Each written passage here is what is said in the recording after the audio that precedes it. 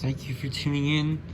I just want to shout something from the rooftops. The prophetic words that have been given happen to be confirmed in the book of Sirach 48, chapter 48 of the Prophecies of Elijah and Elisha.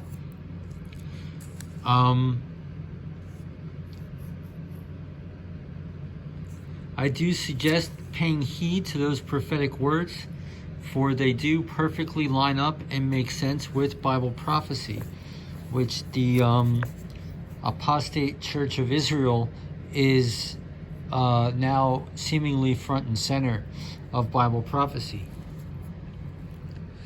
So here are the prophecies of Elijah and Elisha given in the book of Sirach, and it's clearly mapped out what has already been prophesied for the apostate house of Israel.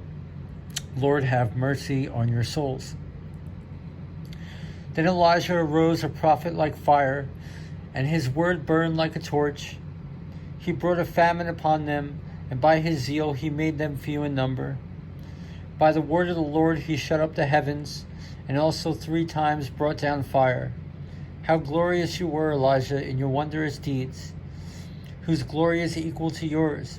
You raised the corpse from death and from Hades by the word of the Most High. You sent kings down to destruction and famous men from their sick beds. You heard rebuke at Sinai and judgments of vengeance at Horeb.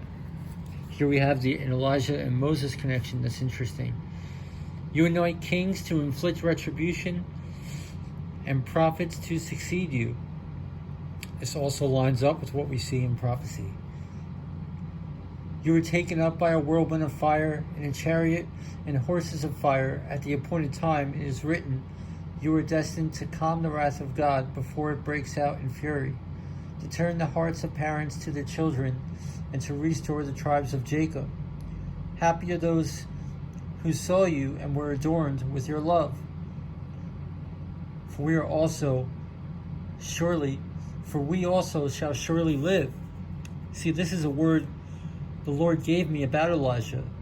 He said, although Elijah was God's avenger, he also loved very much. Here's a prophecy about Elisha. When Elijah was enveloped in the whirlwind, Elijah was filled with his spirit. He performed twice as many signs and marvels, and even utterance of his mouth. Never in his lifetime did he tremble before any ruler, nor could anyone intimidate him at all. Nothing was too hard for him, and when he was dead, his body prophesied.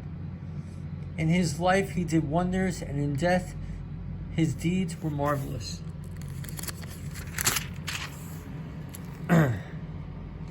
Despite all this, the people did not repent, nor did they forsake their sins until they were carried off as plunder for their land, and were scattered over all the earth.